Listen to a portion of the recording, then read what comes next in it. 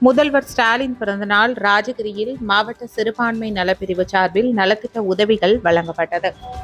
தமிழக முதல்வர் ஸ்டாலின் பிறந்தநாளை முன்னிட்டு தஞ்சை மாவட்ட சிறுபான்மை நலப்பிரிவு சார்பில் நலத்திட்ட உதவிகள் வழங்கும் நிகழ்ச்சி ராஜகிரி அரசு தொடக்கப்பள்ளியில் நடைபெற்றது. நிகழ்ச்சியில் தஞ்சை மாவட்ட சிறுபான்மை நலப்பிரிவு மாவட்ட தலைவர் யூசிப் அலி பள்ளி மாணவர்களுக்கு நலத்திட்ட உதவிகளை வழங்கினார்.